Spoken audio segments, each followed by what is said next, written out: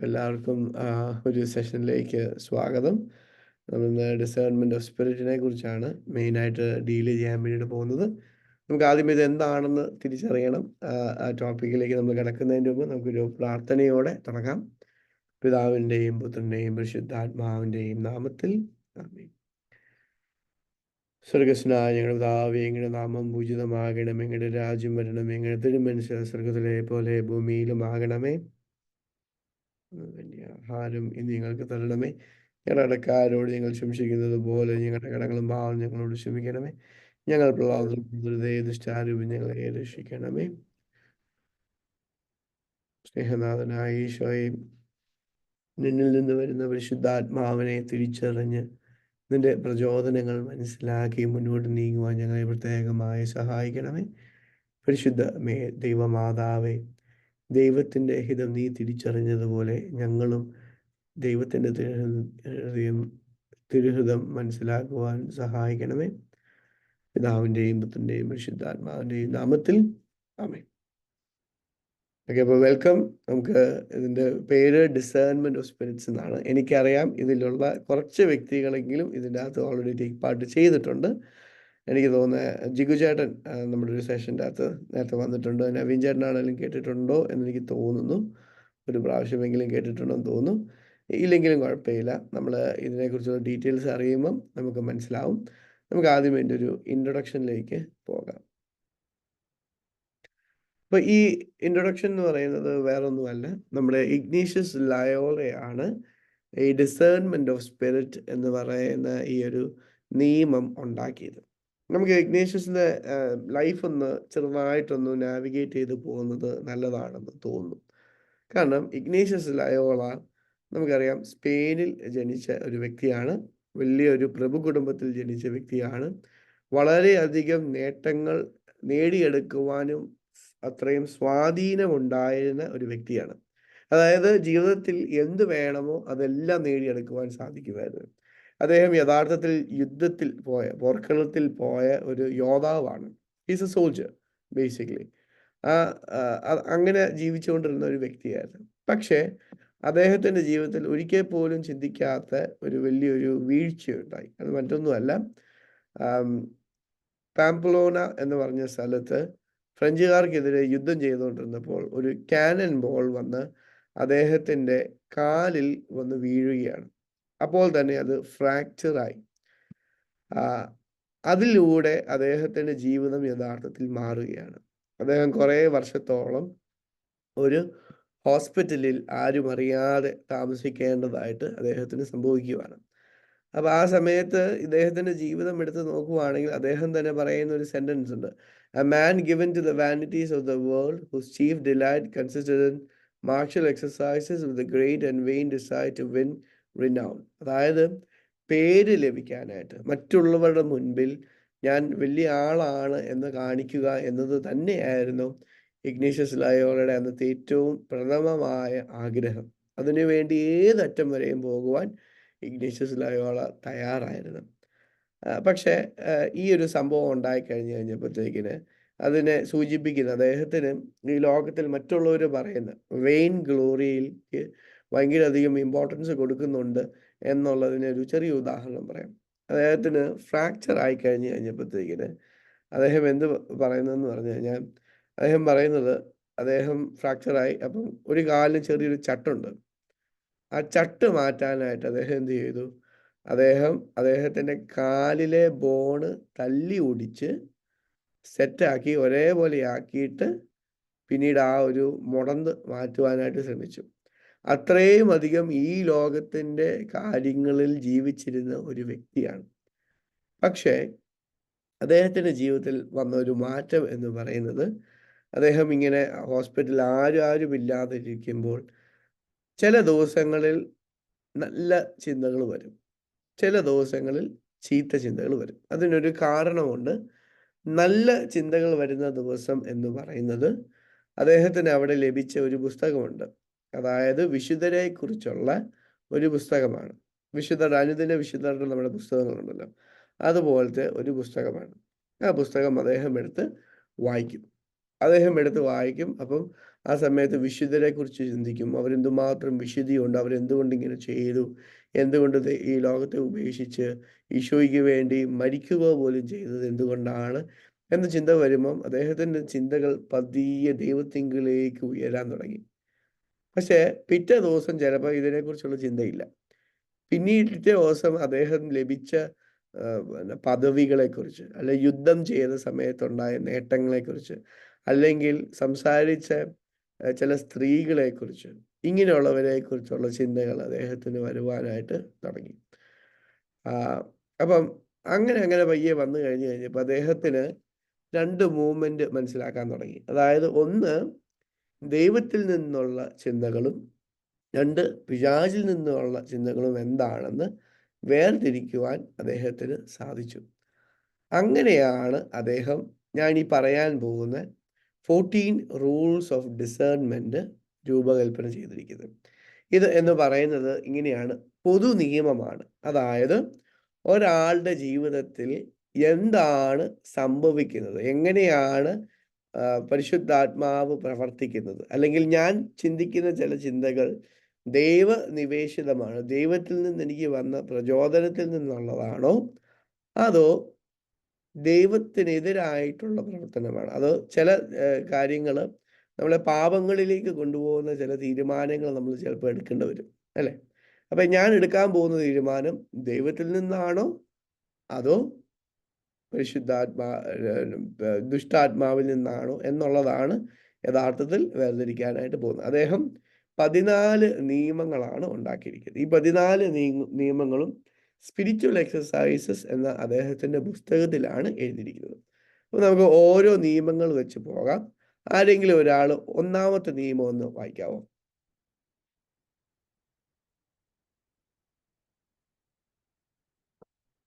ആരെങ്കിലും ഒരാൾ ഒന്ന് വായിക്കാവോ?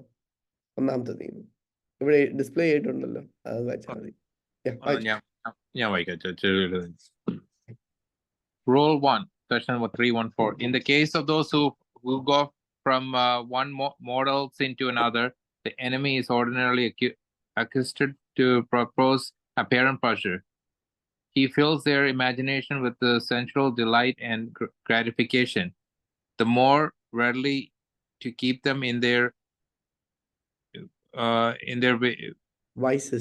vices and increases the number of their sins. With such a person, the good spirit use method which is the reverse of the above, making use of the light of reason. He will rouse the string of conscience and fill it with remorse. Okay. Very good. പാപത്തിൽ നിന്ന് പാപത്തിലേക്ക് പോകുന്ന ഒരു വ്യക്തിയിൽ സാധാരണ രീതിയിൽ ഒരു പാപം ചെയ്തു കഴിഞ്ഞാൽ അടുത്ത പാപം ചെയ്യുക, അല്ലെങ്കിൽ അത് കഴിഞ്ഞുള്ള പാപം ചെയ്യുക, ഇങ്ങനെയുള്ള ഒരു ചിന്തയാണ്. അതായത് മാരകമായ പാപത്തിൽ വീണ ഒരു വ്യക്തിയെക്കുറിച്ചാണ്, അല്ലാത്തൊരു വ്യക്തിയെക്കുറിച്ചല്ല.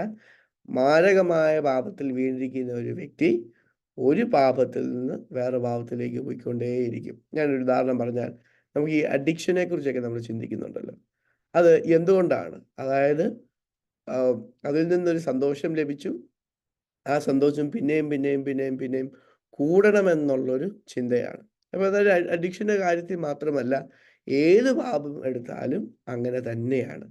അതായത് വീണ്ടും കൂടുതൽ വേണം, കൂടുതൽ കാര്യങ്ങൾ അത് ലഭിക്കണം. അതായത് ഇപ്പം എനിക്ക് ഗ്രീഡ് ഉണ്ടെന്ന് വിചാരിച്ചു, പണം ഉണ്ടാക്കുവാൻ എനിക്ക് താല്പര്യമുണ്ട്. അങ്ങനെയാണെങ്കിൽ ഞാൻ എന്ത് ചെയ്യും? പിന്നെയും ഇത് കൂട്ടിക്കൊണ്ട് പോകാനായിട്ട് ആണ് അവർ പരിശ്രമിക്കുവാനായിട്ട് പോകുന്നത്. ഇത് ഭയങ്കര സ്വാഭാവികമായി സംഭവിക്കുന്ന ഒരു കാര്യമാണ്. പക്ഷേ ആ ചിന്തകൾ വരുന്നത്, അത് പാപത്തിൻ്റെതായ ചിന്തകൾ വരുന്ന ആരിൽ നിന്നാണ്? അത് പിശാചിൽ നിന്ന് വരുന്നതാണ്. ഈവിൾ സ്പിരിറ്റ് എന്ന് നമ്മുടെ ഇഗ്നേഷ്യസ് ലയോള പറയുന്ന ഒരു സ്പിരിറ്റിൽ നിന്ന് വരുന്നതാണ്. പക്ഷേ രണ്ടാമത്തെ ചിന്ത എന്ന് പറയുന്നത് പരിശുദ്ധാത്മാവിൽ നിന്ന് വരുന്ന ചിന്തയാണ്. അതായത് നമുക്കുള്ള മനസാക്ഷി, നമ്മുടെ മനസാക്ഷിത്വത്തിൽ നിന്ന് നമ്മൾ പറയും പ്രിക്ക് ഓഫ് കോൺഷ്യൻസ്. അതായത് എന്തുകൊണ്ട് എന്നാലും അത് തെറ്റ് ചെയ്തു പോയല്ലോ, ഞാൻ ആ വ്യക്തിയെ മുറിപ്പെടുത്തിയല്ലോ, അല്ലെങ്കിൽ ഞാൻ ആ ചെയ്തത് കൊണ്ട് മറ്റുള്ളവർക്ക് വേദന ഉണ്ടായല്ലോ എന്ന ചിന്ത വരുന്നത്, അല്ലെങ്കിൽ ദൈവത്തിന് തന്നെ വേദന ഉണ്ടായല്ലോ എന്നുള്ള ചിന്ത വരുന്നതാണ് പരിശുദ്ധാത്മാവിന്റെ പ്രവർത്തനം. പക്ഷെ പാപത്തിലായിരിക്കുന്ന ഒരു വ്യക്തി ഈ രീതിയിൽ ചിന്തിക്കുമ്പോൾ അവിടെ പരിശുദ്ധാത്മാവിന്റെ യഥാർത്ഥ സ്വരം എന്ന് പറയുന്നത് ചെയ്തത് തെറ്റാണ് എന്ന ചിന്തയിലൂടെയാണ് ലഭിക്കുന്നത്. എപ്പോഴും ഓർത്തിരിക്കുക. ആരെങ്കിലും റൂൾ 2 ഒന്ന് വായിക്കാവോ?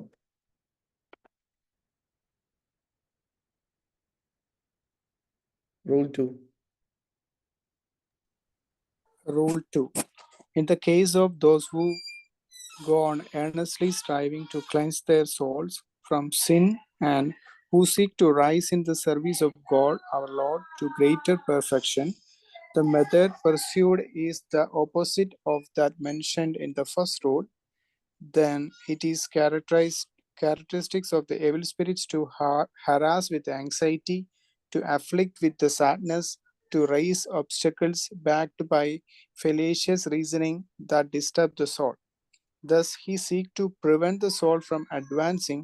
It is characteristics of the good spirit, however, to give courage and strength, consolation, tears, inspiration, and peace. This he does by making all easy, by removing all obstacles, so that the soul goes forward in doing good. Okay, well and good. അപ്പം രണ്ടാമത്തത് എന്ന് പറയുന്നത് തന്നെ തന്നെ വിശുദ്ധീകരിച്ചു കൊണ്ടിരിക്കുന്ന ഒരു ആത്മാവിനെ കുറിച്ചാണ്. അതായത് പതിയെ പാപം മാറ്റണം. ആ ചിന്ത മനസ്സിൽ ഏറ്റവും അധികം ഉള്ള ഒരു ആത്മാവ് ഉണ്ടാകാൻ പോകുന്നത് എന്തായിരിക്കും എന്നുള്ളതാണ്. അങ്ങനെയുള്ളവർക്ക് കൂടുതൽ പെർഫെക്ഷനിലേക്ക് വരണം, അതാണ് അവർ ചിന്ത. പക്ഷെ അങ്ങനെയുള്ളവർക്ക് പിശാചിന്റെ പ്രവർത്തനം എന്താണ്? അതായത് ഒരു ഭയം അങ്ങ് കൊണ്ടുവരും. അതിന് റീസണിങ് ഉണ്ടോ എന്ന് ചോദിച്ചു കഴിഞ്ഞാൽ ഇല്ല. എപ്പോഴും ഓർത്തിരിക്കുക, പിശാച് ഭയം, അതിന് കാരണമില്ലാത്ത ഭയം കൊണ്ടുവന്നാൽ അത് പിശാചിന്റെ തന്ത്രമാണെന്നുള്ള കാര്യം മറക്കരുത്. ഒരു സംശയവുമില്ല. ആങ്സൈറ്റി അല്ലെങ്കിൽ വളരെയധികം ദുഃഖം, അതുമല്ലെങ്കിൽ ഭയങ്കര അധികം ബുദ്ധിമുട്ട്, അത് യഥാർത്ഥമായിട്ടുള്ളൊരു ബുദ്ധിമുട്ടൊന്നും ഇല്ല അവിടെ, പക്ഷെ ഭയങ്കര അധികം വലിയൊരു ബുദ്ധിമുട്ട് വന്നിരിക്കുക. അങ്ങനെ വന്നിരിക്കുമ്പോൾ യഥാർത്ഥത്തിൽ എന്താണ് അവിടെ സംഭവിക്കുന്നത്? അത് പിശാചിന്റെ തന്ത്രമാണ്. കാരണം നമ്മളൊന്ന് ചിന്തിച്ചു നോക്കിയേ, പിശാച് ഏത് പ്രലോഭനം ഈ ലോകത്തിലേക്ക് കൊണ്ടുവന്നാലും അതിൻ്റെ കൂടെ ഈ 3 കാര്യങ്ങൾ കൊണ്ടുവരും. ഒന്ന് ഭയം, ഒന്ന് ചെറിയൊരു തകർച്ച പോലെ ഒരു തോന്നൽ. നമുക്കറിയാം യൂദാസ് ശ്ലീഹ മരിച്ചുപോയ സ്കറിയോത്ത മരണത്തിലേക്ക് പോയതിൻ്റെ കാരണം എന്ത്? ഇത് രണ്ടുമുണ്ട്. അതായത് എൻ്റെ ക്രിസ്തുവിനെ ഞാൻ ഒറ്റിക്കൊടുത്തു എന്നുള്ള ചിന്തയും, അതേസമയം എന്താണ്, വളരെയധികം നിരാശയിലേക്ക് പോയത് കൊണ്ടാണ്. അവനറിയാം തിരിച്ചു വന്നാൽ രക്ഷയുണ്ടെന്ന്, പക്ഷെ അങ്ങനെയുള്ളൊരു യുക്തിചിന്ത ആ സമയത്ത് ഉണ്ടാകത്തില്ല. അതാണ് പിശാചിന്റെ പ്രവർത്തനം. ഇത് എപ്പോഴും ഓർത്തിരിക്കുക. പക്ഷെ അതുകൊണ്ട് തന്നെ എന്താണ്, ഒരു തകർച്ച വന്നു, ഒരു വീഴ്ച വന്നു. അങ്ങനെ വന്നു കഴിഞ്ഞാൽ പിന്നെ നമ്മുടെ വിശുദ്ധീകരണം നമ്മളവിടെ തുടരുമോ? ഇല്ല. അതായത് ഒരാവശ്യവും ഇല്ലാത്ത വേദനകളും ബുദ്ധിമുട്ടുകളും ഒരു നിരാശയും ഒക്കെ വരുക ആത്മീയ ജീവിതത്തിൽ, എങ്കിൽ അതിന് ഒരു സംശയവും ഇല്ല, അത് മറ്റൊന്നുമല്ല, പിശാചിന്റെ പ്രവർത്തനമാണ്.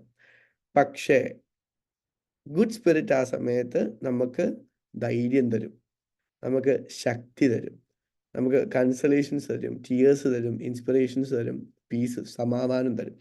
ഞാനൊരു ചെറിയൊരു ഉദാഹരണം മാത്രം പറയാം. എൻ്റെ പട്ടത്തിൻ്റെ തൊട്ട് മുന്നോടിയായിട്ട്, എനിക്ക് വേറെ പ്രശ്നങ്ങളൊന്നും ഉണ്ടായിട്ടില്ല, പക്ഷെ പട്ടത്തിൻ്റെ തൊട്ട് മുന്നോടിയായിട്ട് മാനസികമായിട്ട് ഭയങ്കര അധികം തളർന്നുപോയി. അതായത് ഞാൻ അച്ഛനാകുന്നില്ല, തിരിച്ചു പോയിക്കോട്ടെ എന്ന ചിന്ത വളരെ സ്ട്രോങ് ആയിട്ട് വന്ന ഒരു കാലഘട്ടമുണ്ടായിരുന്നു.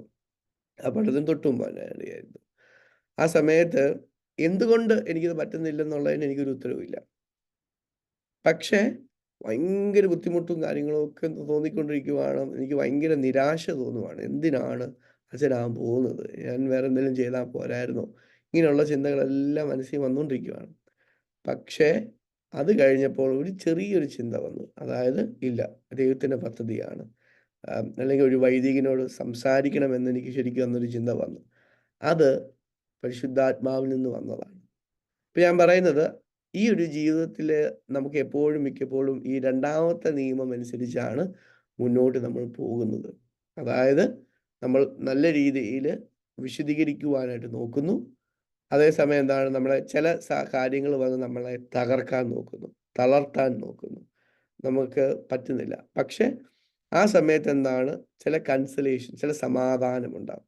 ചില സമയത്ത് നമ്മൾ പ്രാർത്ഥിക്കുമ്പോൾ കരഞ്ഞ് പ്രാർത്ഥിക്കാറില്ലേ? അത് പരിശുദ്ധാത്മാവിൻ്റെ വലിയ ദാനമാണെന്നാണ് ഇഗ്നേഷ്യസ് ലയോള പറയുന്നത്. ചില സമയത്ത് നമുക്ക് ചില പ്രചോദനങ്ങൾ വരും. ഇതിലെല്ലാം ഉപരിയായി സമാധാനം തീർച്ചയായും വരും. ആ സമാധാനത്തിൽ നിന്ന് നമ്മൾ തീരുമാനമെടുത്താൽ ആ തീരുമാനം എന്തായിരിക്കും? കറക്റ്റ് ആയിട്ടുള്ള തീരുമാനമായിരിക്കും. ഇത് ഓർത്തിരിക്കുക. ഇതാണ് രണ്ട് രീതിയിലുള്ള വ്യക്തികൾ. ഒന്ന് പാപത്തിൽ നിന്ന് പാപത്തിലേക്ക് പോകുന്ന വ്യക്തി. രണ്ടാമത്തെ വ്യക്തി എന്ന് പറയുന്നത്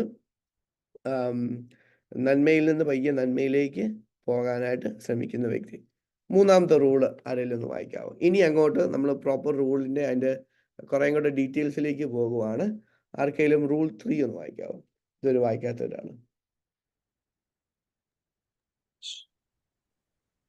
ഓക്കെ, ഞാൻ വായിക്കാം. Rule 3, SC 316, spiritual consolation. I call it consolation when an interior movement is aroused in the soul, by which it is inflamed with love if its creator and Lord, and as a consequence can love no creature on the face of the earth for its own sake, but only in the creator of them all. It is likewise consolation when one sheds tears that move to the love of God, whether it be because of sorrow for sin, or because of the sufferings of Christ our Lord, or for any other reason that is immediately directed to the praise and service of God. Finally, I call consolation every increase in faith, hope, and love, and all the interior joy that invites and attracts to what is heavenly and to the salvation of one's soul by filling it with peace and quiet in its creator and Lord. Okay, good. നമുക്ക് ആദ്യമേ പരിശുദ്ധാത്മാവിൽ നിന്ന് നമുക്ക് കിട്ടുന്ന സമാശ്വാസം എന്ന് വേണമെങ്കിൽ പറയാം. കൺസലേഷൻ എന്ന് പറഞ്ഞ വാക്കിന് സമാശ്വാസം എന്ന് പറയുന്നതായിരിക്കും ഏറ്റവും നല്ലത്. അതെന്താണെന്ന് പറയാം. കാരണം ഇത് വളരെ ഇമ്പോർട്ടൻ്റ് ആണ്. നമ്മുടെ എല്ലാം ജീവിതത്തിൽ ഏതെങ്കിലും ഒരു അവസരത്തിൽ ഉണ്ടാകും. ആ അവസരം എന്താണെന്ന് തിരിച്ചറിയേണ്ടത് നമ്മുടെ ജീവിതത്തിൽ ഇമ്പോർട്ടൻ്റ് ആണ്. കാരണം ആത്മീയ ജീവിതത്തിൽ അത് തിരിച്ചറിഞ്ഞാൽ നമ്മുടെ വീഴ്ച എവിടെയാണ് വരാൻ പോകുന്നത്, എന്തുകൊണ്ടാണ്, എന്ത് തീരുമാനമാണ് എനിക്ക് എടുക്കേണ്ടത്, ഈ സ്പിരിച്വൽ കൺസലേഷൻ വന്നു കഴിഞ്ഞ സമയത്ത് തീരുമാനങ്ങളാണ് യഥാർത്ഥമായിട്ടുള്ള നല്ല തീരുമാനങ്ങളായിട്ട് നാം കാണേണ്ടത്. നമുക്ക് നോക്കാം. I call it consolation when an interior movement is aroused in the soul by which it is inflamed with love of its creator and Lord, and as a consequence can love no creature on the face of the earth for its own sake. അതായത് വളരെയധികം ദൈവത്തോടുള്ള സ്നേഹം വർദ്ധിക്കുന്ന ഒരു സമയമാണ്. നമുക്കറിയാം, നമ്മൾ ചിലപ്പം ആരാധനയ്ക്ക് വന്നിരിക്കുമ്പോൾ അല്ലെങ്കിൽ കുർബാന സ്വീകരിക്കുന്ന സമയത്ത് നമ്മൾ അനുഭവിച്ചിട്ടുണ്ടായിരിക്കാം ഒരു വളരെയധികം സ്നേഹം. ഈ ലോകത്തിലെ മറ്റേത് വ്യക്തിയെക്കാളും മറ്റേത് സൃഷ്ടിയേക്കാളും കൂടുതൽ ആ നിമിഷം ഈശോയെ സ്നേഹിക്കുന്നുണ്ടെങ്കിൽ അതാണ് സ്പിരിച്വൽ കൺസലേഷൻ അല്ലെങ്കിൽ ആത്മീയമായ സമാശ്വാസം എന്ന് നമുക്ക് വ്യക്തമായിട്ടും പറയുവാനായിട്ട് സാധിക്കും. അത് യഥാർത്ഥത്തിൽ പല രീതിയിൽ കാണാം. when one sheds tears that move to the love of God, ചിലപ്പോൾ കണ്ണുനീരുകൂടിയാകാം, അല്ലെങ്കിൽ നമ്മുടെ പാപങ്ങളെ ഓർത്തുള്ള വേദനയാകാം, പാപങ്ങൾ ഉള്ളതുകൊണ്ട് അതിനെക്കുറിച്ചുള്ള വേദനയാകാം, ഇല്ലെങ്കിൽ ഇതൊന്നുമല്ല, യേശു ക്രിസ്തുവിന് കുരിശിൽ അനുഭവിക്കേണ്ടി വന്ന വേദന എന്തുമാത്രമുണ്ടല്ലോ എന്നുള്ള ചിന്തയാകാം. And for any other reason that is immediately directed to the praise and service of God. അതായത് ഈശോയുമായി ബന്ധപ്പെട്ട ഏത് രീതിയിലുള്ള ചിന്തകളും എന്താണ്, ഈ സ്പിരിച്വൽ കൺസലേഷൻ ആണ്, ദൈവികമായിട്ടുള്ളൊരു കൺസലേഷൻ ആണ്. Finally I call consolation every increase of faith, hope and love. 3 കാര്യങ്ങളെക്കുറിച്ചാണ് പൗലോസ്ലീഹ പറയുന്നത്. എന്താണ്? വിശ്വാസം, ശരണം, ഉപവി, അതായത് സ്നേഹം, ദൈവസ്നേഹം. ഇത് മൂന്നും എൻ്റെ ജീവിതത്തിൽ ഏതെങ്കിലും ഒരു അവസരത്തിൽ വർദ്ധിക്കുന്നുണ്ടെങ്കിൽ അതെന്താണ്? അത് ദൈവത്തിൻ്റെ പ്രത്യേകമായ ഇടപെടൽ ഉള്ളത് കൊണ്ട് തന്നെയാണ്. And all interior joy that invites and attracts to whatever is heavenly and to the salvation of one's soul by filling it with peace and quiet in its creator and Lord. അതായത് ലോകത്തെ എല്ലാം വിട്ട് ദൈവത്തിൽ സമാധാനം കണ്ടെത്തുവാൻ പറ്റിയാൽ അതാണ് spiritual കൺസലേഷൻ. അപ്പോൾ അതെന്നതാണെന്ന് മാത്രമേ ഞാനിപ്പോൾ പറയുന്നുള്ളൂ. ബാക്കി ഇനി ഇതിൻ്റെ കുറച്ച് ഡീറ്റെയിൽസിലേക്കും കൂടെ പോകുമ്പോൾ അതെന്താണെന്നും കൂടെ മനസ്സിലാവും. ഇനി സ്പിരിച്വൽ ഡെസലേഷൻ ആരെങ്കിലും ഒരാളൊന്ന് വായിക്കാവോ?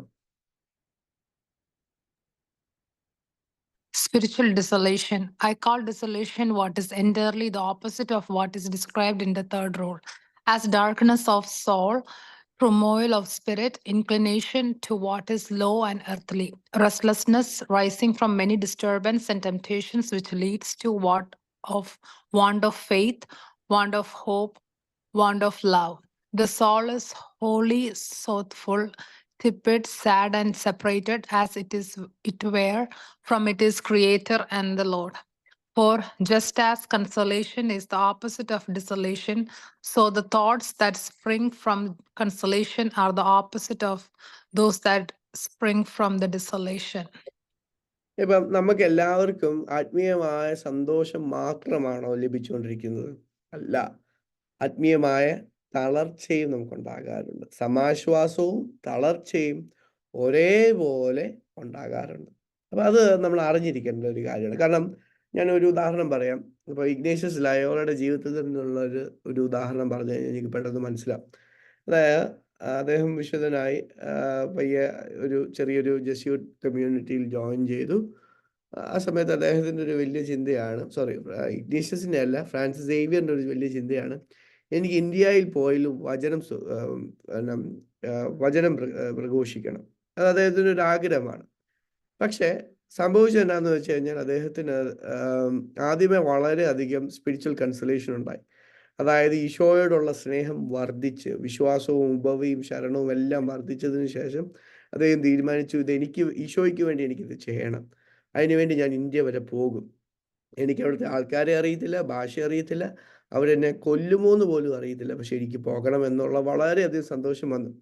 അത് കഴിഞ്ഞ് ഫ്രാൻസിസ് സേവിയറിൻ്റെ ജീവിതത്തെക്കുറിച്ച് പറയുന്നത് ഇങ്ങനെയാണ്, അതിനുശേഷം അദ്ദേഹത്തിന് വളരെയധികം തളർച്ച ഉണ്ടായെന്ന് പറഞ്ഞു കഴിഞ്ഞാൽ, ഇല്ല, എനിക്ക് വിശ്വാസമില്ല, എനിക്ക് ഉപവിയില്ല, എനിക്ക് ശരണമില്ല എന്നുള്ളൊരു ചിന്തയിലേക്ക് പോവുകയാണ്. അത് മാത്രമല്ല, ഈ ലോകത്തിലെ ചിന്തകൾ കണ്ടമാനമിട്ട് അലട്ടുവാനായിട്ട് തുടങ്ങുകയാണ്. പെട്ടെന്ന് ഉള്ളൊരു സമാധാനക്കുറവ് വരികയാണ്. അത് പിന്നെ പ്രലോഭനങ്ങൾ വന്നുകൊണ്ടിരിക്കുകയാണ്. ഇങ്ങനെയുള്ള കാര്യങ്ങളെല്ലാം ഫ്രാൻസിസ് സേവിയറിൻ്റെ ജീവിതത്തിൽ വന്നു എന്നാണ് പറയുന്നത്. പക്ഷേ ആ സ്പിരിച്വൽ ഡെസലേഷൻ ഫേസ് തീർന്നതിന് ശേഷമാണ് അദ്ദേഹത്തിന് ശക്തി പ്രാപിച്ച് തിരികെ പോകുവാനായിട്ട് സാധിച്ചത്. അപ്പം ഇങ്ങനത്തെ സ്പിരിച്വൽ ഡെസലേഷൻ നമ്മൾ എല്ലാ ജീവിതങ്ങളിലും വരും. അത് വരുമ്പോൾ എന്തു ചെയ്യണം എന്നുള്ളതാണ് ഏറ്റവും പ്രഥമമായിട്ട് ചോദ്യം ഇവിടെ. അതിനെക്കുറിച്ചാണ് കൂടുതൽ പറയുവാനായിട്ട് പോകുന്നത്. ഇനി സ്പിരിച്വൽ ഡെസലേഷൻ എന്ന് പറയുന്നത് കുരിശിലെ വിശുദ്ധ യോഹന്നാനുണ്ടല്ലോ, ജോൺ ഓഫ് ദ ക്രോസ്, അദ്ദേഹത്തിന് സംഭവിച്ചിട്ടുണ്ട്. നിങ്ങൾക്കറിയാവോന്നറിയത്തില്ല, കാർമലൈറ്റ് സഭകൾ 2 എണ്ണമുണ്ട് ഇപ്പം. അതിലൊരു സഭയിലാണ് ജോൺ ഓഫ് ദ ക്രോസ് ഉണ്ടായിരുന്നത്. ജോൺ ഓഫ് ദ ക്രോസും അമ്മ ത്രേസ്യായും കൂടെയാണ് ഡെസ്കലേറ്റ് കാർമലൈറ്റ്സ് ആ കമ്മ്യൂണിറ്റി തുടങ്ങിയിരിക്കുന്നത്. അപ്പം അത് തുടങ്ങിയ സമയത്ത് ഇദ്ദേഹം പതിയെ വ്യത്യാസങ്ങൾ ആ കമ്മ്യൂണിറ്റിയിൽ കൊണ്ടുവരാൻ തുടങ്ങിക്കഴിഞ്ഞപ്പോൾ 7 വർഷക്കാലം ജോൺ ഓഫ് ദ ക്രോസിനെ യഥാർത്ഥത്തിൽ ഒരു ചെറിയൊരു പ്രിസണിൽ ഇട്ടിരിക്കുമായിരുന്നു.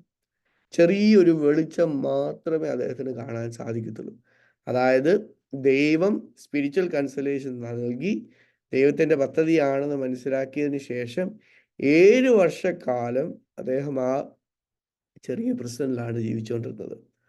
ആ സമയത്ത് അദ്ദേഹത്തിന് ഡാർക്ക്നെസ് ഓഫ് ദ സോളാണ്. അതായത് ദൈവം എന്നെ സ്നേഹിക്കുന്നില്ല, ദൈവം എന്നെ കൈവിട്ടു, ഞാൻ ഈ ജീവിക്കുന്നത് കൊണ്ട് പ്രത്യാശിക്കുന്നതുകൊണ്ടും ഒരർത്ഥവുമില്ല, ദൈവവുമായിട്ട് എനിക്കൊരു ബന്ധവും ഇല്ലല്ലോ എന്ന ചിന്തയിലേക്ക് അദ്ദേഹം പോവുകയാണ് ചെയ്തത്.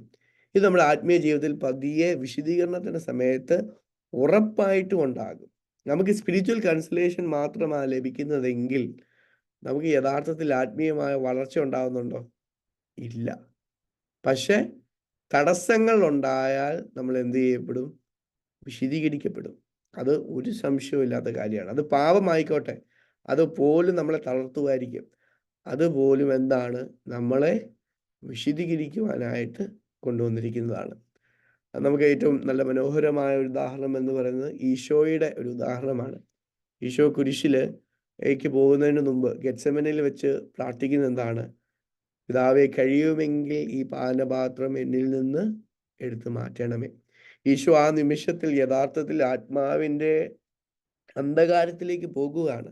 കാരണം ഈശോയ്ക്ക് അറിയാം, ഞാൻ ഈ ലോകത്തിൽ ജനിച്ചത് പോലും എന്തിനാണ്? ഈ മരണത്തിലേക്ക് പോകാനാണെന്നറിയാം.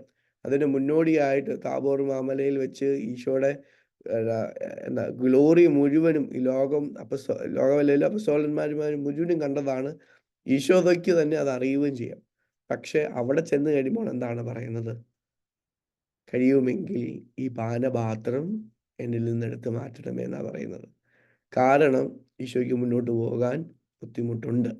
അത് നമ്മുടെ എല്ലാം ആത്മീയ ജീവിതത്തിലുണ്ടാവും. ഇതുണ്ടായിട്ടില്ലെങ്കിൽ നിങ്ങളത് മനസ്സിലാക്കുന്നില്ലെന്ന് മാത്രമേ ഉള്ളൂ. ചിലപ്പോൾ അത് പല രീതിയിലുണ്ടാകാം. അതിനെക്കുറിച്ചും പറയുന്നുണ്ട്. അതായത് സ്ലോത്ത്ഫുൾ ആകാം, മടി പിടിക്കുന്നു, പ്രാർത്ഥിക്കാൻ ഒട്ടും താല്പര്യമില്ല, എനിക്ക് പ്രാർത്ഥിക്കണമെന്ന് തോന്നുന്നേ ഇല്ല, വളരെയധികം ഒരു ദൈവത്തിൽ നിന്ന് അകന്നു നിൽക്കുന്ന ഒരു അവസ്ഥ, ഇതൊക്കെ ആകാൻ സാധ്യതയുണ്ട്.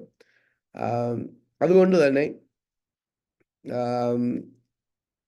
സ്പിരിച്വൽ കൺസലേഷൻ്റെ നേരെ ഓപ്പോസിറ്റ് ആയിട്ടുള്ളതാണ് സ്പിരിച്വൽ ഡെസലേഷനായിട്ട് വരുന്നത്. 5ാമത്തെ റൂള്. അപ്പം ഇപ്പം ഏകദേശം ഇതിൻ്റെ ഒരു ഫോർമേഷൻ മനസ്സിലായി.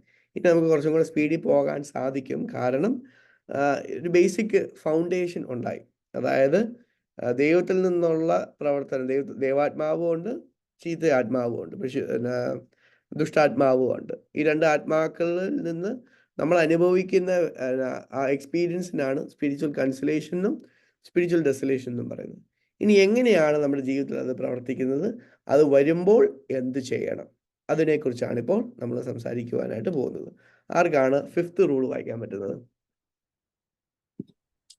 In time of desolation, we should never make any change, but remain firm and constant in the resolution and decision which guided us the day before the dissolution, or in the decision to which we adhere in the preceding consolation.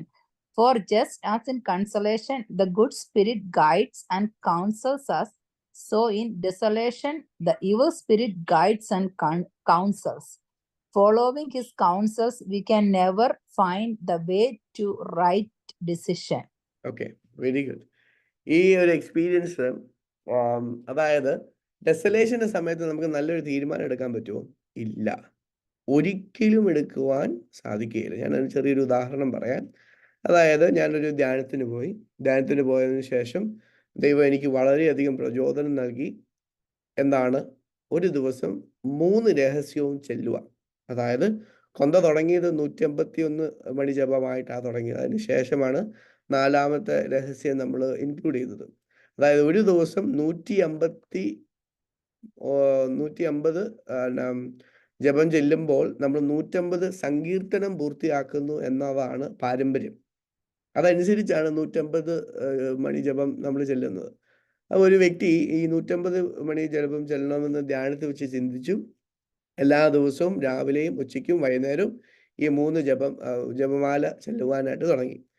ജപമാല ചെല്ലാൻ കഴിഞ്ഞപ്പോൾ അദ്ദേഹത്തിന് ആദ്യമേ വളരെയധികം സന്തോഷമുണ്ടായി. നല്ല രീതിയിൽ ദൈവം നയിക്കുന്നുണ്ടെന്ന് മനസ്സിലായി.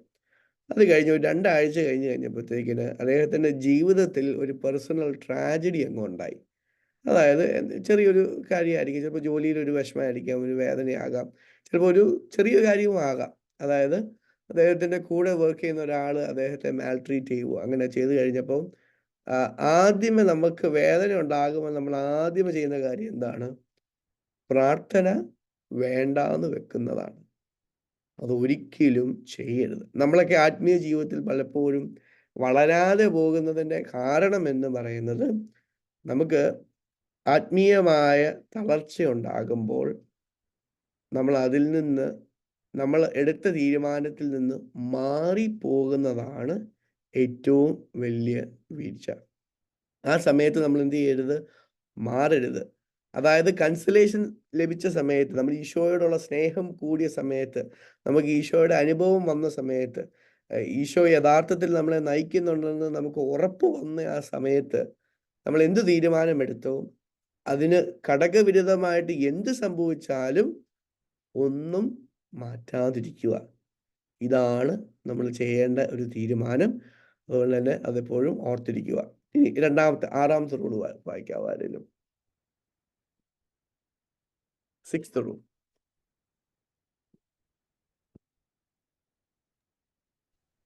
Though in dissolution, we must never change our former resolutions. It will be very advantageous to intensify our activity against the dissolution. We can insist more upon prayer, upon meditation, and on which examination of ourselves. We can make an effort in a suitable way to do some penance. Perfect. അതായത് വേദനകൾ കടന്നു പോകുന്ന സമയമാണ്. അത് ആത്മീയമായിട്ടുള്ള desolation അല്ലെങ്കിൽ ആത്മീയമായ തളർച്ചയുടെ സമയമാണ്. സമയത്ത് നമുക്കറിയാം നേരത്തെ എടുത്ത തീരുമാനങ്ങളൊന്നും മാറ്റരുതെന്ന് പറഞ്ഞിട്ടുണ്ട്. അതിൻ്റെ കൂടെ നമുക്ക് ചെയ്യാവുന്ന ഒരു കാര്യം എന്താണ്? പ്രാർത്ഥന വർദ്ധിക്കുക. നമുക്ക് ഏറ്റവും ഓപ്പോസിറ്റ് റിയാക്ഷനാണ് ചെയ്യാൻ തോന്നുന്നത്. അതായത് നമുക്ക് തളർച്ച വന്നു കഴിയുമ്പം, ആത്മീയ തളർച്ച വന്നു കഴിയുമ്പോൾ നമുക്ക് എന്താണ്? പ്രാർത്ഥിക്കാൻ പറ്റുന്നില്ല. പക്ഷെ അതിന് ഘടകവിരോധമായിട്ടുള്ളത് ചെയ്യുക. കൂടുതൽ പ്രാർത്ഥനയിലേക്ക് പോകാനാണ് യഥാർത്ഥത്തിൽ പരിശ്രമിക്കേണ്ടത്. കാരണം അവിടെയാണ് യഥാർത്ഥ കൃപ ഒളിച്ചിരിക്കുന്നത്. അത് അദ്ദേഹം പറയുന്നില്ല, എങ്കിലും ഞാൻ പറയാം. ഈശോ ഈ ലോകത്തിലേക്ക് ഏറ്റവും അധികം കൃപ കൊണ്ടുവന്നത് ഏത് ദിവസമാണ്? ദുഃഖ വെള്ളിയാഴ്ച തന്നെയാണ്. അതിനൊരു സംശയവുമില്ല. ഈശോ അത്ഭുതങ്ങൾ പ്രവർത്തിച്ച ദിവസമല്ല. അതിനു മുമ്പ് ഈശോ രാജാവായി ജെറുസലേമിലേക്ക് പ്രവേശിച്ച ദിവസമല്ല. നമ്മൾ പെട്ടെന്ന് കാണുമ്പോൾ അതാണ് ദൈവത്തിൻ്റെ മഹത്വം തോന്നും. അല്ല, ഈ ലോകത്തിലേക്ക് ദൈവം ഏറ്റവും അധികം കൃപ കൊണ്ടുവന്നത് ബുദ്ധിമുട്ടിലൂടെ, ആത്മീയമായ തളർച്ചയിലൂടെ കടന്നു പോകുമ്പോൾ തന്നെയാണ്. അതാണ് യഥാർത്ഥത്തിൽ സത്യം. അതായത് നമുക്ക് പ്രാർത്ഥിക്കാൻ മേലാതിരിക്കുമ്പോൾ, പ്രാർത്ഥിക്കുമ്പോൾ നാം നല്ല രീതിയിൽ പ്രാർത്ഥിക്കുന്നതിനേക്കാളും കൂടുതൽ കൃപ ആർക്ക് ലഭിക്കും? നമുക്ക് ലഭിക്കും. അതിലൊരു സംശയവും. അതുകൊണ്ട് പലപ്പോഴും നമ്മൾ ഈ വേദനകൾ വന്നു കഴിയുമ്പോൾ എന്താണ്? നമ്മൾ കൂടുതൽ തളരുകയാണ് ചെയ്യുന്നത്. തളർന്നു കഴിയുമ്പോൾ ആര് ജയിക്കുന്നു? പിശാച് ജയിക്കുന്നു. കാരണം അത് നമുക്ക് കിട്ടിയ ഒരു ഗോൾഡൻ വിൻഡോയാണ്. എന്തിന്? കൂടുതൽ കൃപ ലഭിക്കുവാനായിട്ട്. അതായത് ആത്മീയമായിട്ടും ഒരു വ്യക്തിയുടെ സ്വഭാവത്തിലുള്ള വ്യത്യാസം വരാൻ ഏറ്റവും മനോഹരമായ സമയം എന്ന് പറയുന്നത് തീർച്ചയായും ഡെസലേഷന് സമയമാണ്. നമ്മൾക്ക് പ്രാർത്ഥിക്കാൻ പറ്റുന്നില്ല, വേദനയാണ്, മുന്നോട്ട് പോകാൻ പറ്റുന്നില്ലെന്നുള്ള ചിന്ത വരുമ്പോൾ കൂടുതൽ പ്രാർത്ഥിക്കുക. അതിനുശേഷം ദൈവം നിങ്ങൾക്ക് ആ കൃപകൾ പതിയെ നൽകിക്കോളും. നമുക്ക് പകുതിയെത്തി. റൂൾ 7 ഒന്ന് വായിക്കാമോ?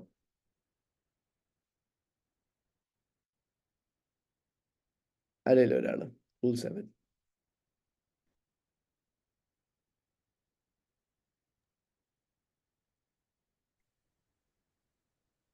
വായിച്ചാളോ? തന്നെ വായിച്ചു. When one is in dissolution, he should be mindful that God has left him to his natural powers to resist the different agitations and temptations of the enemy in order to try him. He can resist with the help of God, which always remains, though he may not clearly perceive it. For though God has taken from him the abundance of fervor and overflowing love and the intensity of his favors, nevertheless, he has sufficient grace for eternal salvation. Okay. വിശുദ്ധ John Henry ന്യൂമാൻ്റെ ഒരു വളരെ മനോഹരമായിട്ടുള്ളൊരു പോയമുണ്ട്. Lead ഓ kindly light എന്ന് പറഞ്ഞ ഒരു song ആണ്. നിങ്ങൾ കേട്ടിട്ടുണ്ടായിരിക്കും അത്.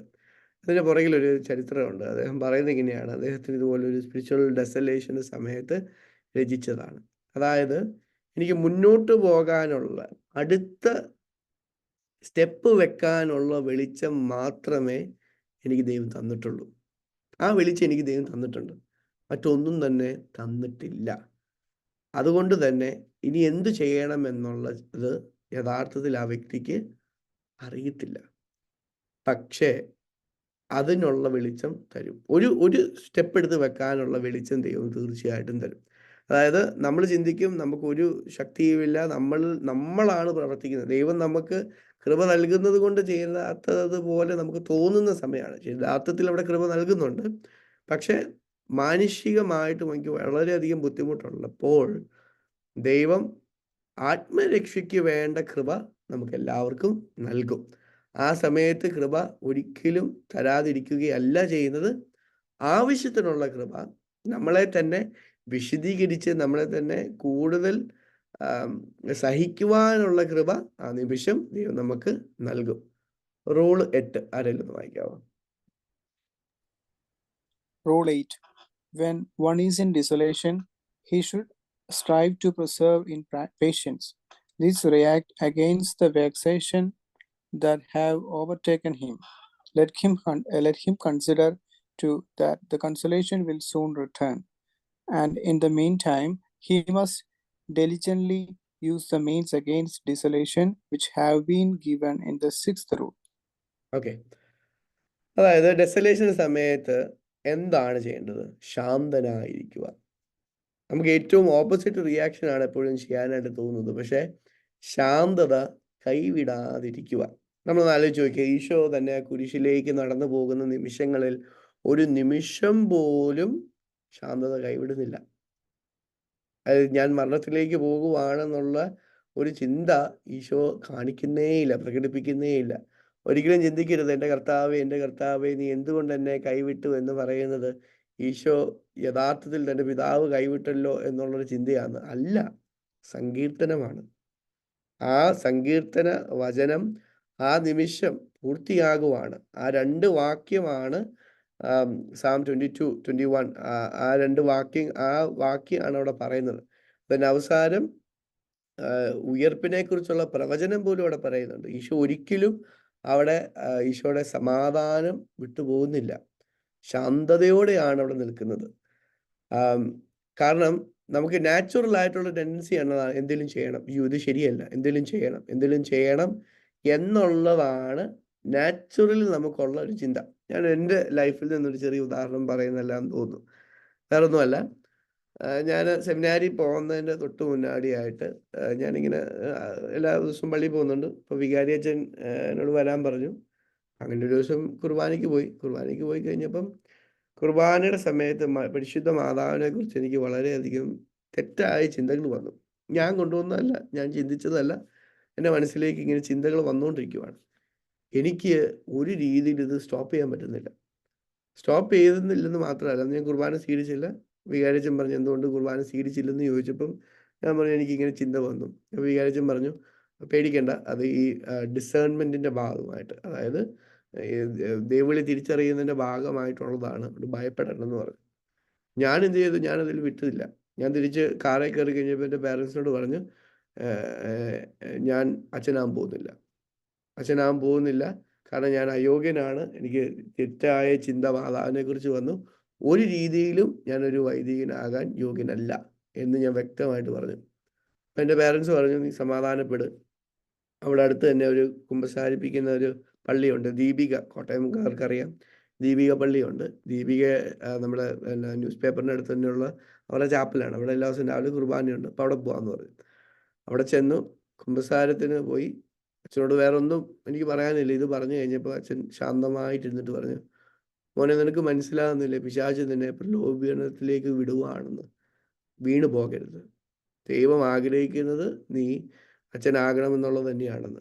പക്ഷെ പിന്നെയും എൻ്റെ ചിന്ത എന്താണ്? പിന്നെയും ഈ ചിന്ത തന്നെ വന്നുകൊണ്ടിരിക്കുവാണ്.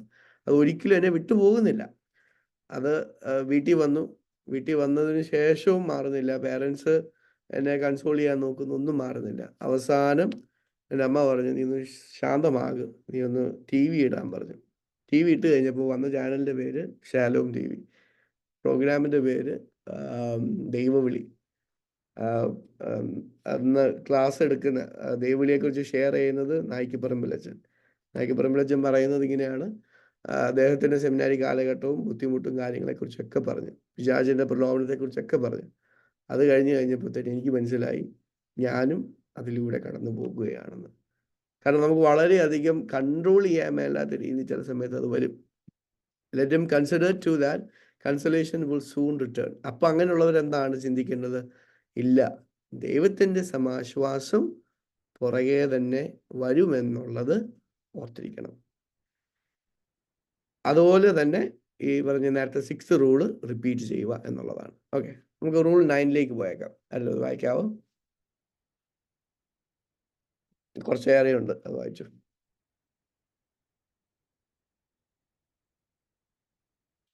ആരേലും?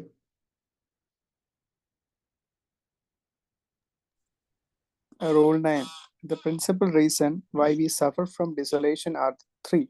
The first is because we have been tepid and slothful or negligent in our exercise of pity, and so through our own fault, spiritual consolation has been taken away from us.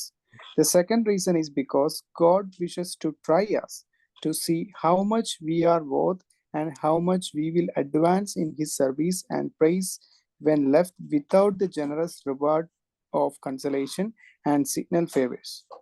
The third reason is because God wishes to give us a true knowledge and understanding of ourselves, so that we may have an intimate perception of the fact that it is not within our power to acquire and attain great devotion, intense love, tears, or any other spiritual consolation, but that all this is the gift and grace of God, our God. God does not wish us to build one on the property of another, to rise up in spirit in a certain pride and vainglory and attribute to ourselves the devotion and other effects of spiritual consolation. Okay, അപ്പോൾ അത് പറയുന്നത് എന്തുകൊണ്ടാണ് നമ്മുടെ ജീവിതത്തിൽ desolation ഉണ്ടാകുന്നത്? 3 കാരണങ്ങളാണ് പറയുന്നത്. ഒന്ന്, നമ്മുടെ പ്രാർത്ഥനാ ജീവിതത്തിൽ പയ്യെ മടി വരാൻ തുടങ്ങി. അത് നമുക്ക് പ്രാർത്ഥിക്കുന്നതിന് താല്പര്യമില്ല. പയ്യെ നമ്മുടെ പ്രാക്ടീസുകളെല്ലാം കുറയാൻ തുടങ്ങുമ്പോൾ നമുക്ക് എന്തുണ്ടാവും? സ്പിരിച്വൽ ഡെസലേഷൻ ദൈവം അനുവദിക്കും. ഇതെല്ലാം ദൈവം അനുവദിച്ചിരിക്കുന്നതാണ്. കാരണം എന്താണ്? ചിലപ്പോൾ നമ്മളെ തിരികെ കൊണ്ടുവരാനായിട്ടാണ്. അതായത് ഈ ബുദ്ധിമുട്ട് കടന്നു കഴിയുമ്പോൾ എന്താണ്? നമ്മൾ പ്രാർത്ഥിക്കാനായി ശ്രമിക്കും, പ്രാർത്ഥന കൊണ്ടുവരാനായി ശ്രമിക്കും. അതുകൊണ്ടാണ് ഈ രീതിയിൽ ദൈവം ചില സമയത്ത് നമ്മളോട് പെരുമാറുന്നത്. അപ്പം നമ്മുടെ പ്രാർത്ഥനാ ജീവിതം കുറേയും കൂടെയൊക്കെ ഒന്ന് വിശദീകരിച്ച് കുറേയും കൂടെയൊക്കെ ദൈവത്തിന് പ്രിയങ്കരമായിട്ടുള്ള രീതിയിൽ മാറ്റാനാകാം അത് വരുന്നത്. രണ്ടാമത്തെ റീസൺ എന്ന് പറയുന്നത്, നമ്മൾ എന്തുമാത്രം പരിശ്രമിക്കും, വിശദീകരണത്തിന് വേണ്ടി നമ്മൾ എന്തുമാത്രം നയിക്കും. നമുക്കറിയാം, ഒരു ധ്യാനം കൂടിക്കഴിഞ്ഞാൽ നമ്മളെല്ലാവരും പറയും എനിക്ക് വിശുദ്ധനായി തീരണം, എനിക്കിത് ചെയ്യണം, മറ്റേ കാര്യങ്ങളെല്ലാം ചെയ്യണമെന്ന് പറയും. കാരണം എന്താണ്? ധ്യാനത്തിൻ്റെ സമയത്ത് ചിലപ്പോൾ ഒരു ദൈവാനുഭവം ഉണ്ടായി കാണും, ചിലപ്പോൾ ഒരു സ്പിരിച്വൽ കൺസലേഷൻ ഉണ്ടാകും. പക്ഷേ അത് ദൈവം നമുക്ക് നൽകിയ കൃപയാണ്. ദൈവം നമുക്ക് കൃപ നൽകുന്നില്ലെങ്കിൽ നമുക്ക് എന്തെങ്കിലും ഈ ലോകത്ത് ചെയ്യാൻ പറ്റുമോ? ഒന്നും ചെയ്യാൻ പറ്റത്തില്ല. പക്ഷേ ദൈവം കൃപ തരാതിരിക്കുമ്പോൾ നമ്മൾ പ്രാർത്ഥിക്കുന്നുണ്ടോ എന്നുള്ളതാണ് ചോദ്യം. അതായത് എന്തുമാത്രം നമ്മൾ പരിശ്രമിക്കും. ദൈവം കൃപ തരുമ്പം ആരെക്കൊണ്ടും ചെയ്യാൻ സാധിക്കും. പക്ഷെ കൃപയില്ലാത്ത നിമിഷങ്ങളിൽ നമ്മൾ എന്തുമാത്രം ദൈവത്തെ ആശ്രയിക്കും എന്നത് മനസ്സിലാക്കാനാണ്. അതാണ് രണ്ടാമത്തത്. മൂന്നാമത്തത് എന്ന് പറയുന്നത് നമ്മളെക്കുറിച്ച് തന്നെ അറിയാനായിട്ടാണ്. അതായത് നമ്മളെ വീഴ്ചകൾ, നമുക്ക് ഈ വേദനകൾ വന്നു കഴിയുമ്പം എന്താണ്, അപ്പോഴാണ് നമ്മൾ എന്തുമാത്രം വിശുദ്ധരാണ്, നമ്മൾ ആരാണ് എന്ന് നമുക്ക് തന്നെ ഒരു സ്വയം ബോധം ഉണ്ടാകുന്നത്. അത് വളരെയധികം ഇമ്പോർട്ടൻ്റ് ആണ്. അത് ലഭിച്ചു കഴിഞ്ഞാൽ എന്താണ്? വിശുദ്ധീകരണം ഉണ്ടാവും, ദൈവത്തോട് കൂടുതൽ അടുക്കും, ദൈവവുമായിട്ട് കൂടുതൽ ബന്ധമുണ്ടാവും. പക്ഷെ അതെല്ലാം ദൈവത്തിൽ നിന്ന് ലഭിച്ചാൽ മാത്രമേ എനിക്കതുള്ളൂ എന്ന് മനസ്സിലാക്കാനാണ് ചിലപ്പോൾ അത് ദൈവം അനുവദിക്കുന്നത്. ഞാനൊരു ഉദാഹരണം പറയാം. നമ്മളൊരു ധ്യാനത്തിന് പോയി, നമുക്ക് ചിലപ്പോൾ ഒരു ഭാഷാവരം അല്ലെങ്കിൽ ഒരു സ്തുതിപ്പിൻ്റെ വരം നമുക്ക് ലഭിച്ചു. സ്തുതിപ്പിൻ്റെ വരം ലഭിച്ചു കഴിഞ്ഞപ്പോൾ ഞാൻ പയ്യെ സ്തുതിക്കുന്നു. ദൈവം തന്ന വരം വെച്ച് ഞാൻ പ്രാർത്ഥിക്കുന്നു. എല്ലാ രീതിയിലും നല്ല രീതിയിൽ മുന്നോട്ട് പോകുന്നു എന്ന് ഞാൻ ചിന്തിക്കുന്നു. അങ്ങനെ ചിന്തിച്ചു കഴിഞ്ഞ് കഴിയുമ്പോഴും പക്ഷേ ഞാൻ പതിയെ എന്ത് ചെയ്യുന്നു, എനിക്ക് ഈ വരമുണ്ട്, ഞാൻ എന്തോ വലിയ സ്പെഷ്യലാണെന്ന് പതിയെ ചിന്തിക്കാനായിട്ട് തുടങ്ങി. ഞാൻ വലിയ ആളാണെന്ന് ചിന്തിക്കുവാനായിട്ട് ഞാൻ തുടങ്ങുന്നു. അവിടെ യഥാർത്ഥത്തിൽ ഇത് ചിലപ്പോൾ എന്നെക്കുറിച്ചുള്ള തന്നെയുള്ള അറിവ് ലഭിക്കാൻ എന്താണ് ആ പ്രാർത്ഥനയുടെ അനുഭവം എടുത്തു മാറ്റുന്നത് ഉപയോഗപ്രദമാണ്. ദൈവത്തിൻ്റെ ഉദ്ദേശം എന്ന് പറയുന്നത് നമ്മളെ എങ്ങനെ വിശദീകരിച്ച് പൂർണ്ണരാക്കുവാൻ സാധിക്കുമെന്നുള്ളതാണ്. ചില സമയത്ത് ദൈവം നമ്മളെ ബുദ്ധിമുട്ടിലൂടെ കടത്തിവിടുന്നത് നമ്മളെ തന്നെ തിരിച്ചറിയുവാനും അത് കൂടുതൽ നമ്മളെ പവിത്രീകരിക്കുവാൻ വേണ്ടിയിട്ടുമാണ്. നമുക്കറിയാം, ഈ ഒരു പ്രക്രിയ തന്നെയാണ് യഥാർത്ഥത്തിൽ ശുദ്ധീകരണ സ്ഥലത്തിൽ പോലും ചെയ്യുന്നത്. അതായത് വിശുദ്ധരല്ലാത്തവരെ വിശുദ്ധരാക്കി തീർക്കുന്ന, അതായത് എങ്ങനെയാണ് ചെയ്യുന്നത്? അഗ്നിയിലൂടെയാണ് ചെയ്യുന്നത് എന്ന് നമുക്ക് വചനത്തിൽ തന്നെ പറഞ്ഞിട്ടുണ്ട്. പക്ഷെ ആ രീതിയിലാണ് ഇത് പ്രവർത്തിക്കുന്നത് എന്ന് സൂചിപ്പിക്കാനാണ്. എല്ലാ വിശുദ്ധരുടെയും പുറകിൽ എന്തുണ്ട്? ഒരു വലിയ വിശുദ്ധീകരണം ഉണ്ടായിട്ടുണ്ട്. ഞാനൊരു ഉദാഹരണം പറഞ്ഞു കഴിഞ്ഞാൽ പെട്ടെന്ന് മനസ്സിലേക്ക് വരുന്നത് കുപ്പർട്ടീനോയെ കുറിച്ചാണ്. കുപ്പർട്ടീനോ പെട്ടെന്ന് ദേഷ്യപ്പെടുന്ന ഒരാളായിരുന്നു. ആർക്കും തന്നെ അറിയത്തില്ലായിരുന്നു അദ്ദേഹം ചെറിയൊരു ഡൗൺ സിൻഡ്രോം ഒക്കെ ഉള്ള ഒരാളായിട്ട് നമുക്ക് വേണമെങ്കിൽ കണക്കാക്കുന്ന ഒരു വ്യക്തിയായിരുന്നു. ആ വ്യക്തി പക്ഷെ ആ വ്യക്തിക്ക് ഇതെല്ലാം ഉണ്ടായിരുന്നപ്പോഴും പെട്ടെന്ന് ദേഷ്യപ്പെടുമായിരുന്നു. പക്ഷെ പതിയെ പതിയെ ഓരോരോ ബുദ്ധിമുട്ടുകളും വേദനകളും അതുപോലെ തന്നെ ദൈവത്തിൻ്റെ കൃപകളും ലഭിച്ച് വലിയ വിശുദ്ധനായി തീരുവാണ്. അദ്ദേഹത്തിന് ദൈവത്തോടുള്ള സ്നേഹം എന്ന് പറയുന്നത് വിശുദ്ധ കുർബാന അദ്ദേഹം അർപ്പിക്കുമ്പോൾ 7 അടി പൊക്കത്തിൽ അദ്ദേഹം ചില സമയത്ത് ഉയർന്ന് കുർബാന ചെല്ലും, ലെവിറ്റേഷൻ നടത്തുമായിരുന്നു. ഇത് റെക്കോർഡായിട്ട് പല പ്രാവശ്യം പല രീതിയിൽ മാർപ്പാപ്പ തന്നെ നേരിട്ട് കണ്ടിട്ടുണ്ട്. അതായത് വിശുദ്ധ മാതാവിനോടുള്ള സ്നേഹം കാരണം, അല്ലെങ്കിൽ വിശുദ്ധ കുർബാന ചെല്ലുമ്പോഴുള്ള അദ്ദേഹത്തിനുള്ള സ്നേഹം കാരണം അദ്ദേഹം ഉയർന്ന് പറക്കുന്നത്. അതുകൊണ്ട് തന്നെ പറക്കുന്ന വിശുദ്ധൻ എന്നാണ് മലയാളത്തിൽ നമ്മൾ അദ്ദേഹത്തെക്കുറിച്ച് പറയുന്നത്. കാരണം എന്താണ്? ഈ വിശുദ്ധീകരണമാണ്. അദ്ദേഹം പൂർണ്ണനായിരുന്നോ? അല്ല. പെട്ടെന്ന് ദേഷ്യപ്പെടുന്നത്, പെട്ടെന്ന് ചെറിയ കാര്യങ്ങളിൽ സ്റ്റബേൺ ആയിരുന്നത്, ഇങ്ങനെ ഞാൻ നടക്കത്തുള്ളൂ എന്ന് ചിന്തിച്ചിരുന്ന വ്യക്തിയാണ്. അതിൽ നിന്ന് ഇത്രയും അധികം വിശുദ്ധിയിലേക്ക് പോയതിൻ്റെ പുറകെ ഈ ഒരു ഡെസലേഷൻസും തീർച്ചയായിട്ടുമുണ്ട്. അദ്ദേഹത്തെ 2 പ്രാവശ്യമാണ് സെമിനാരിയിൽ നിന്ന് പറഞ്ഞു വിട്ടത്. ആലോചിച്ച് നോക്കി, 2 പ്രാവശ്യം. തീർച്ചയായിട്ടും ഒരു പ്രാവശ്യം ഉണ്ട്, രണ്ടാമത്തെ പ്രാവശ്യം ഉണ്ടെന്നാണ് എൻ്റെ ഓർമ്മ. ഒരു പ്രാവശ്യം ഏതായാലും പറഞ്ഞു വിട്ടു, കാരണം ഇവനെ കൊണ്ട് സെമിനാരിയിൽ നിൽക്കാൻ പറ്റത്തില്ലെന്ന് അവർ തീരുമാനിച്ച് പറഞ്ഞു വിട്ടു. അങ്ങനെ ബുദ്ധിമുട്ടുകളിലൂടെ കടന്നു പോയപ്പോഴാണ് അദ്ദേഹം വിശുദ്ധനായി തീർന്നത്. അതിന് വേണ്ടിയും കൂടിയാണ്. Okay, when one enjoys consolation, let him consider how he will conduct himself during the time of ensuing desolation and store up a supply of strength as defense against that day. ഇപ്പം ഞാൻ എൻ്റെ ഒരു ഉദാഹരണം പറഞ്ഞല്ലോ, എനിക്ക് വളരെയധികം ബുദ്ധിമുട്ട് വന്നു എന്നുള്ളത്. ആ സമയത്ത് ഞാൻ ഓർക്കുന്നുണ്ട്, അതായത് അതിന് മുന്നോടിയായിട്ട് എനിക്കുണ്ടായ ഒരു കൺസലേഷൻ. അതായത് വചനം പ്രഘോഷിച്ചപ്പോൾ എനിക്ക് വളരെയധികം സന്തോഷമുണ്ടായി. ഞാൻ ഒരിക്കലും ഒരു സ്റ്റേജിലൊന്നും കയറി സംസാരിക്കാൻ ഇഷ്ടമുള്ള ഒരാളൊന്നും അല്ല.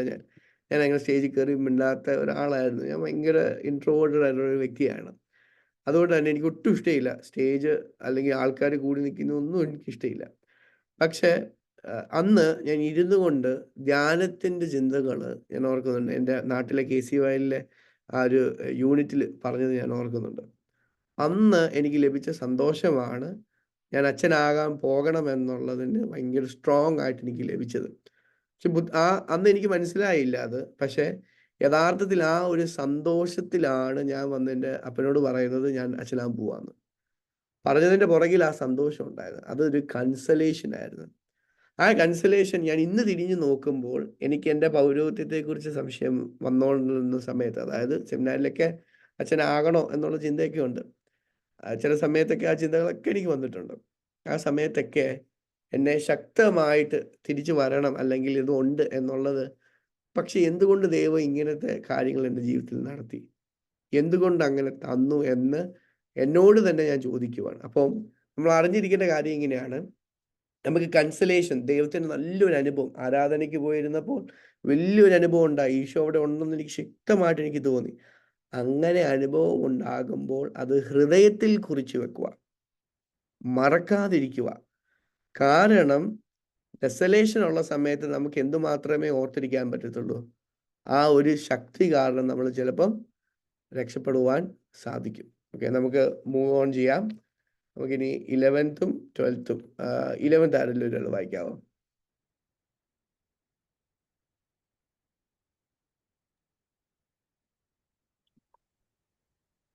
വായിച്ചു. He who enjoys consolation should take care to humble himself and lower himself as much as possible. Let him recall how little he is able to do in time of desolation. When he is left without such a grace or consolation, on the other hand, one who suffers desolation should remember that by making the use of sufficient grace offered him, he can do much to withstand all his enemies. Let him find his strength in his Creator and Lord. Okay, രണ്ട് കാര്യങ്ങളാണ്. കൺസലേഷൻ വരുമ്പോൾ എന്തു ചെയ്യണം? ഞാൻ നേരത്തെ പറഞ്ഞതാണ്, എന്ത്? ഹംബിള് ചെയ്യുക, എന്നെ തന്നെ താഴ്ത്തുക.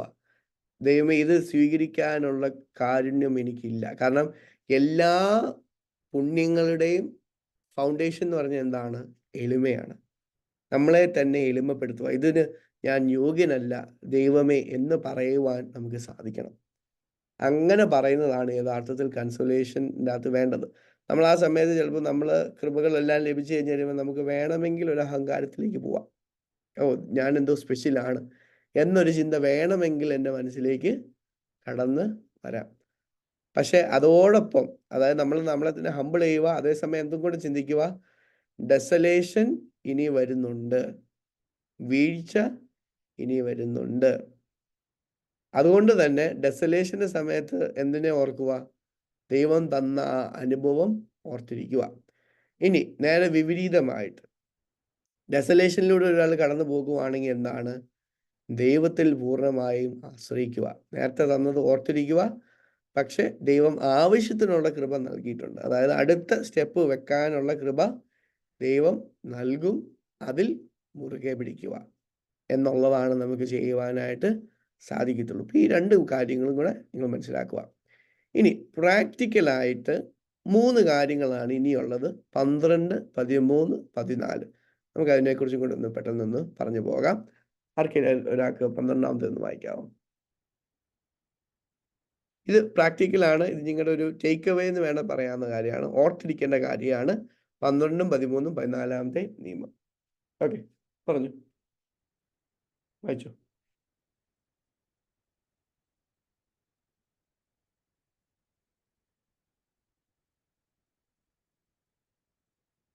നവീൻ ചേട്ടാ, വായിച്ചു. 12. The enemy conducts himself as a woman. He is weakling before a show of strength, and a trained if he has his will. It is characteristics of a woman in a quarrel with a man to lose encourage and to take to flight if the man shows that he is determined and fearless. However, if the man loses courage and begins to flee, the anger, vindictiveness, and range of the woman surge up and no bounds.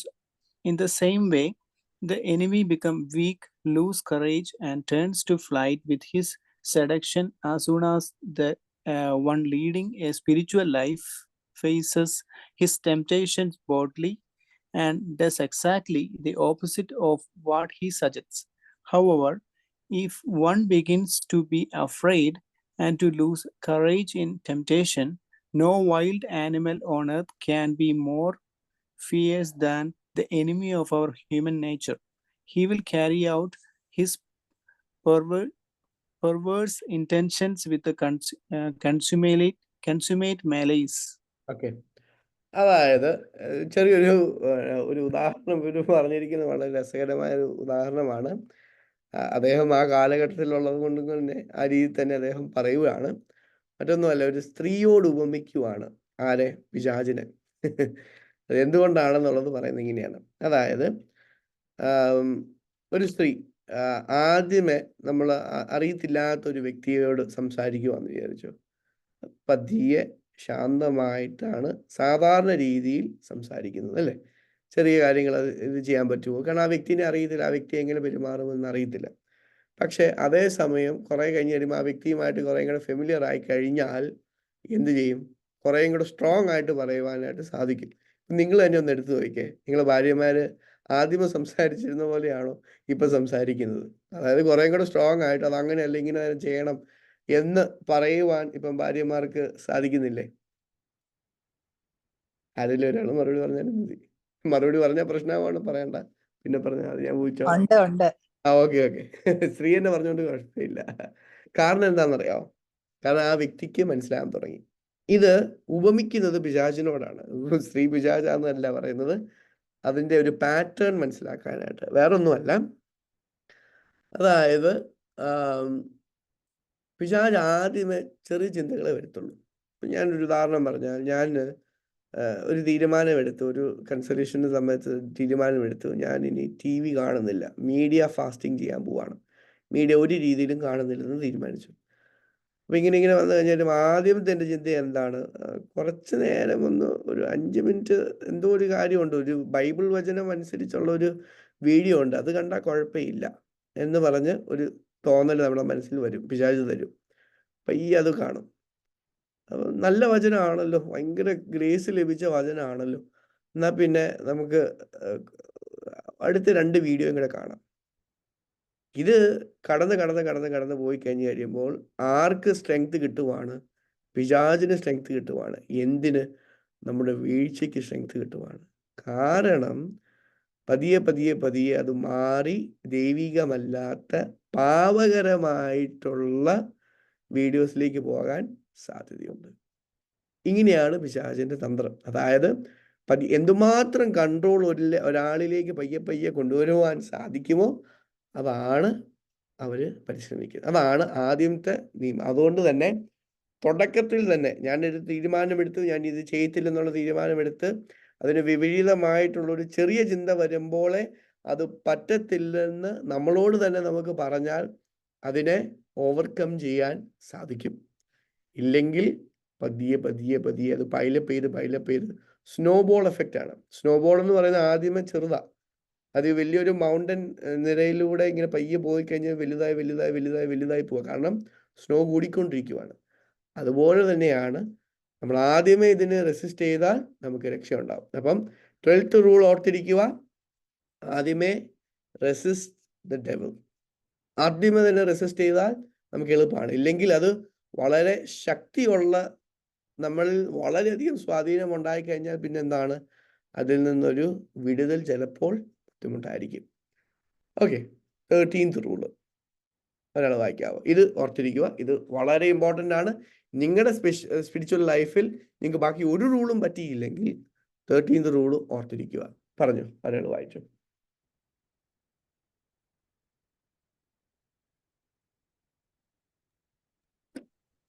Our enemy may also be compared in his manner of acting to a false lover. He seeks to remain hidden and does not want to be discovered. If such a lover speaks with the evil intention to the daughter of a good father or to a good wife of a good husband and seeks to seduce them, he wants his words and solicitations kept secret. He is greatly displeased if his evil suggestions and depraved intentions are revealed by the daughter to her father or by the wife to her husband.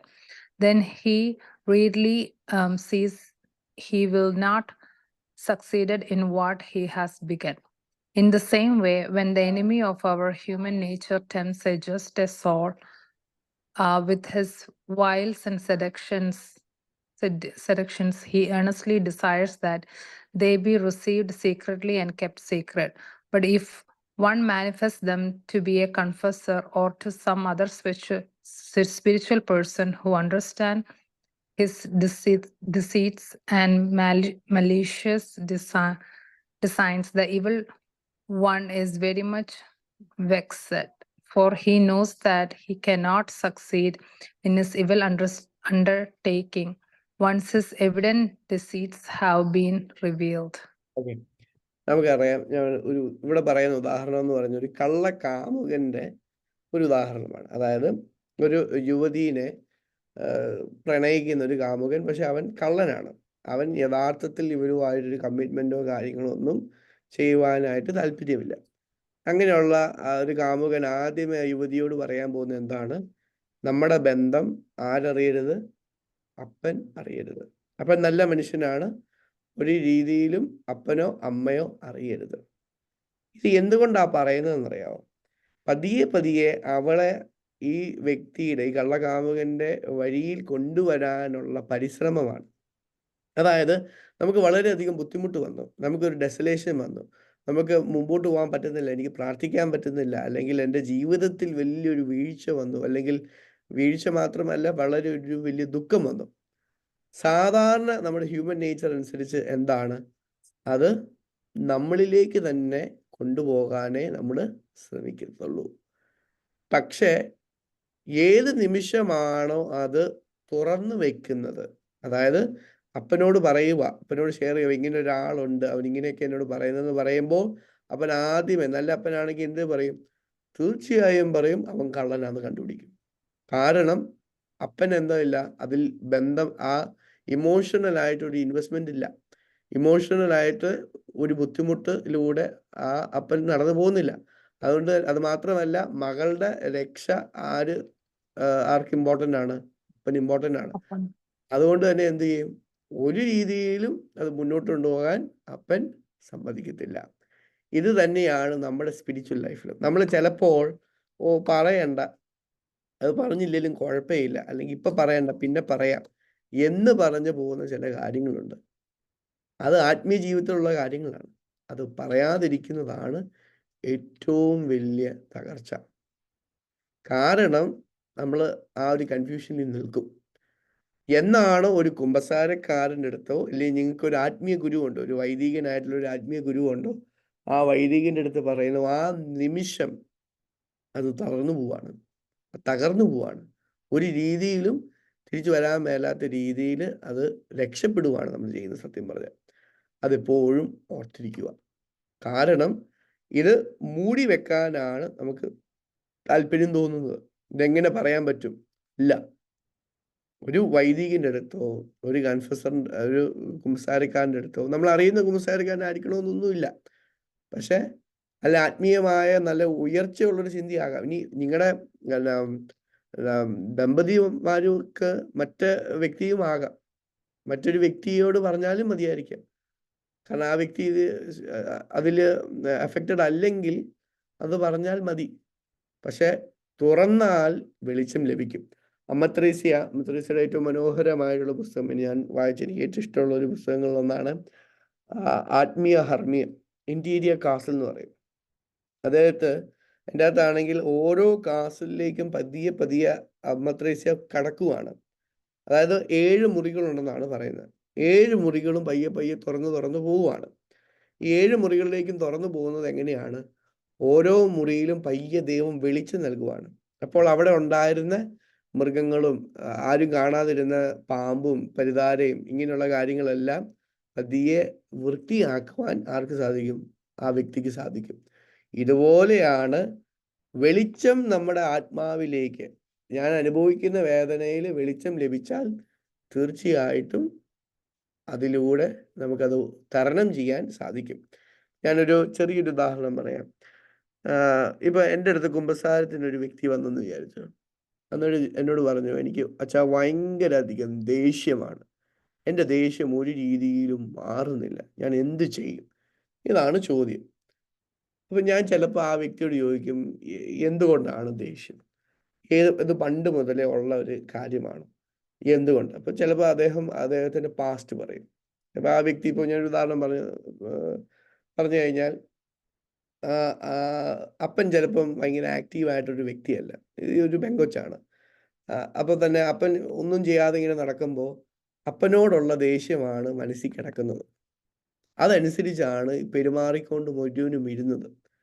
അപ്പോൾ യഥാർത്ഥത്തിൽ എൻ്റെ അടുത്ത് വന്ന് സംസാരിച്ച് കഴിഞ്ഞപ്പോൾ ആദ്യം അവിടെ എന്താണ് വേണ്ടത്? അപ്പനോട് ക്ഷമിക്കണം.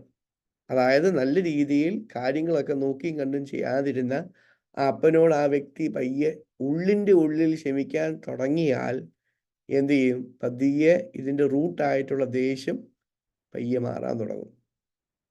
ചിലപ്പോൾ അങ്ങനെയായിരിക്കും ആ വ്യക്തി പെട്ടെന്ന് ഇത്രയും ദേഷ്യമുള്ളൊരു വ്യക്തിയാണ്. നമുക്കറിയാമല്ലോ, ചില സംഭവങ്ങൾ ചിലപ്പോൾ നമ്മളെ ആഴമായിട്ട് മുറിവേൽപ്പിക്കും. ആ മുറിവിൽ നിന്നായിരിക്കും ചില കാര്യങ്ങൾ സംഭവിക്കുന്നത്. അതുകൊണ്ട് തന്നെ ഒരു കുമ്പസാരക്കാരൻ്റെ അടുത്ത് തുറന്നു വെച്ചാൽ തീർച്ചയായും പതിയെ നമുക്ക് വെളിച്ചം ലഭിക്കും. നമ്മൾ ചിലപ്പോൾ ആ വൈദികനൊന്നും പറയണമെന്നില്ല. ചിലപ്പോൾ നമ്മളൊന്ന് നമ്മുടെ ആത്മാവിൻ്റെ കാര്യം പതിയെ ഇങ്ങനെ പറയാൻ തുടങ്ങുമ്പം തന്നെ നമുക്ക് എന്ത് ലഭിക്കും? ചിലപ്പം നമുക്ക് തന്നെ അതിനുള്ള ഉത്തരം ചിലപ്പം ദൈവം തന്നിരിക്കും. പക്ഷേ ദൈവത്തിന് മുൻപിലും പ്രത്യേകിച്ച് ഒരു സ്പിരിച്വൽ ഡയറക്ടറോ അല്ലെങ്കിൽ ഒരു കുമ്പസാരക്കാരനോ ഉണ്ടെങ്കിൽ അത് തുറന്നു വെക്കുക, ഒരിക്കലും അടച്ചു വെക്കരുത്. അടച്ചു വെക്കുന്ന നിമിഷം നമുക്ക് തളർച്ചയാണ് ഉണ്ടാകുന്നത്. ഓക്കെ, 14th റൂള് അതിലൊരു വായിക്കാവോ?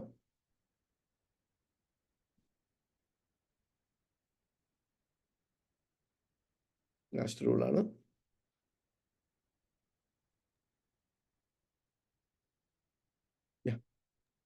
The conduct of our enemy may also be compared to the tactics of a leader intent upon seizing and plundering a position he desires. A commander and leader of an army will encamp, explore the fortifications and defenses of the stronghold, and attack at the weakest point. In the same way, the enemy of our human nature investigates from every side all our virtues, theological, cardinal, and moral. Where he finds the defenses of eternal salvation weakest and most deficient, there he attacks and tries to take us by storm. Okay, അതായത് ഒരു മൂന്നാമത്തെ ഉദാഹരണം എന്ന് പറയുന്നത് ഇങ്ങനെയാണ്. നമ്മളൊരു enemy ഒരു ചെറിയ ഒരു ഫോർട്ട് അറ്റാക്ക് ചെയ്യാൻ പോവാം.